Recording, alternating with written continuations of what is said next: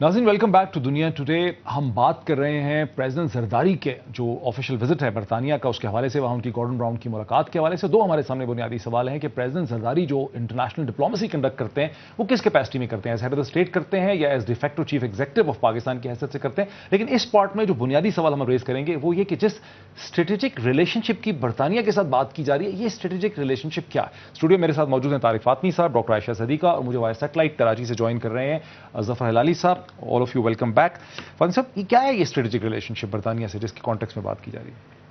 Moid, strategic relationship जो है ये बड़ा ही एक सेक्सी लफ्ज है डिप्लोमेसी में और बड़ा लोग इससे एक्साइटेड हैं। तो जनरल मुशर्रफ ने वर्ड स्ट्रेटजी को भी सेक्सी बना दिया। जी बिल्कुल बना दिया था। उनका तो ख्याल था कि उनके अलावा किसी को स्ट्रेटजी समझ ही में नहीं आता और इसी का सबसे बड़ा उन्होंने सबूत भी कारगिल में पेश कर दिया कौम के सामने।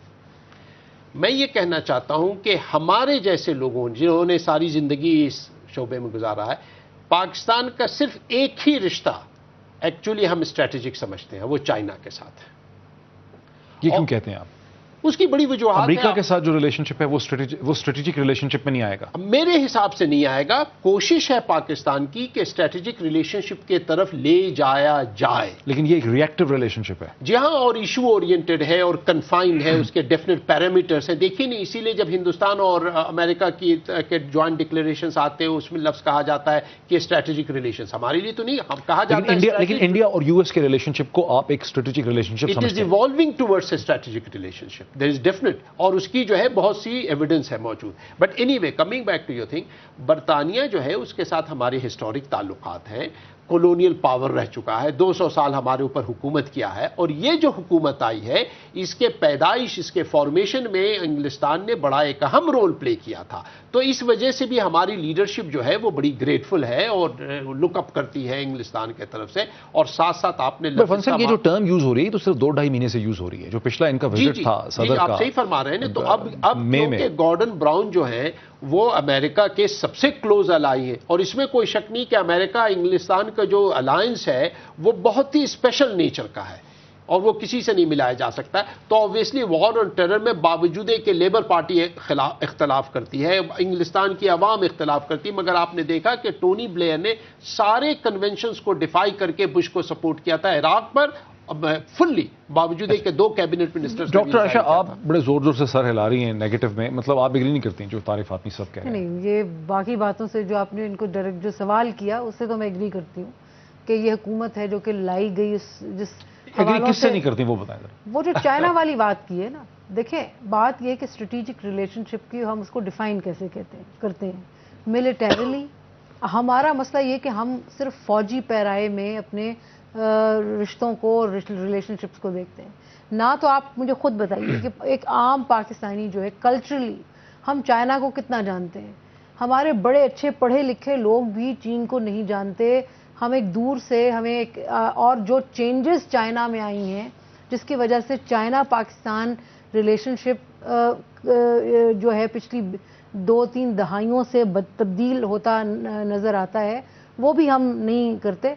फौजी एतबार से हमारा एक रिश्ता है, इसलिए हम उसे स्ट्रेटेजिक रिलेशनशिप कहते हैं। बुनियादी तौर पे आप ये कह रही हैं कि पाकिस्तान का किसी भी कंट्री के साथ, पावर के साथ बेसिकली तौर पे स्ट्रेटेजिक रिलेशनशिप नहीं है जैसा कि इंडिया और यूएस के दरमियान डेवलप कर रहा है?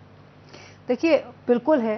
किसके और साथ? देखें जो इंडिया और यूएस का कर रहा है ना, जो रिलेशनशिप कर रहा है, हमारा भी उस तरह एक तरीके से बड़े मुद्दतों से हमारा है अमेरिका के साथ। मैं तो उसको भी स्ट्रेटेजिक रिलेशनशिप कहूँगी, but strategic relationship which has been very painful. ये जो नन्ना मुन्ना सा स्ट्रेटेजिक रिलेशनशिप बरतानिया के साथ बात की जा रही है 2.5 महीने से, ये नन्ना मुन्ना, देखिए ये जो नन्ना मुन्ना सा है ना, ये नन्ना मुन्ना सा इसलिए है कि मेरे ख्याल में पाकिस्तान की इस हुकूमत की कोशिश ये है कि वो तमाम नेटो पार्टनर्स जो हैं, जो कि अफगानिस्तान में एक रोल प्ले कर रहे हैं, उनके साथ एक तो बढ़ाया जाए रिश्ता। फ्रांस के साथ ऐसा तो नहीं है कि हुकूमत अपने लिए लॉबिंग कर रही है वेस्टर्न कैपिटल्स में? देखिए वो भी उसका भी एलिमेंट है, उसका भी एक एलिमेंट है और हर हुकूमत करती है। मुशर्रफ साहब की हुकूमत ने भी किया था, उससे पहले वाली हुकूमतें भी करती हैं, ये भी करेंगी।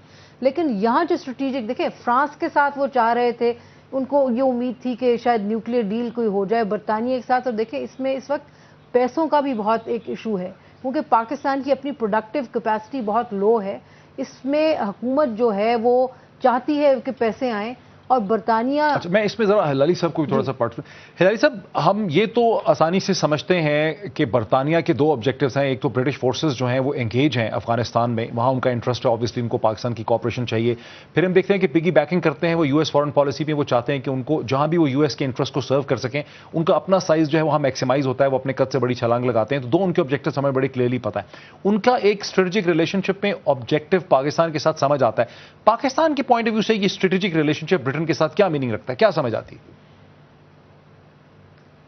دیکھیے موہد صاحب, بات اصل یہ ہے کہ words mean what you want them to mean. مانے ہم اسٹریٹجک استعمال کر رہے ہیں مگر ہم ڈیفائن نہیں کر رہے ہیں, اس کے علاوہ وہ بھی چھوڑ دیں. Fact of the matter is کہ ہر ملک کے ساتھ جس کے ساتھ آپ کی پارٹنرشپ ضروری ہے to confront a problem, to confront a major crisis, to confront a major threat, اس کے ساتھ اس وقت ایک سمجھے آپ کے پاس ایک اسٹریٹجک ریلیشن شپ ہوتا ہے. دیکھیے یہ اسٹریٹجک ریلیشن شپ جو ہوتا ہے ڈپینڈز آن دا تھریٹ. اب Soviet union was the threat, تو 40 سال تک نیٹو کا ایک اسٹریٹجک ریلیشن شپ تھا visa V each other and across the Atlantic. اب وہ تھریٹ ختم ہو گیا ہے, تو نیٹو کا جو اسٹریٹجک ویلیو ہے وہ بہت کم ہو گیا ہے. It's almost disappeared. اس وقت تو لیٹ اس سے کہ ہم چاہتے یہ ہیں کہنے کہ ہمارے پاس ایک کامن تھریٹ ہے, وہ تھریٹ ہے ایکسٹریمزم اور طالبان, اور اس وقت وہ کامن تھریٹ کو میٹ کرنے کے لیے ہمیں ضروری ہے کہ ہم امریکہ, برٹن اور جو بھی اور ملک ہیں ان کے ساتھ ایک اسٹریٹجک ریلیشن شپ میں جائیں. ساتھ ساتھ چین کے ساتھ ہمارا اسٹریٹجک ریلیشن شپ ایک وقت کافی ایکٹیو تھا جب چین چاہتا تھا کہ ہم انڈیا کے خلاف ان کے ساتھ کھڑے رہیں. اب ان کے ریلیشنز انڈیا کے ساتھ ایسے ہو گئے ہیں اور ہمارے ساتھ اتنے ٹرانسفارم ہو گئے ہیں کہ یہ میں نہیں کہہ سکتا کہ ایک اسٹریٹجک ریلیشن شپ رہا.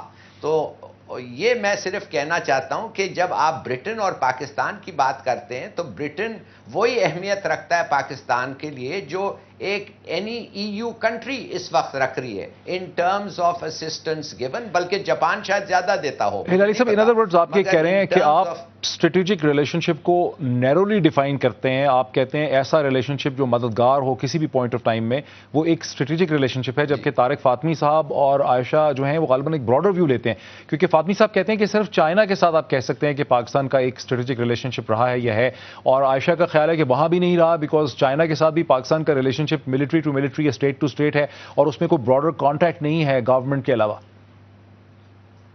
بالکل میں تو I would rather agree with doctor Ayesha ادھر, مگر یہ کہنا کہ چائنا کو چائنا کے strategy in countering the west ہمارا ایک رول ہے, اور وہ چھوٹا سا رول جو ہے جو انڈین اوشن کے اوپر ان کو ایک بیس ملے, ان کے جو لائنز آف کمیونیکیشن چھوٹے ہوں, اس حد تک ایک قسم کا اسٹریٹجک ریلیشن شپ بھی ہے.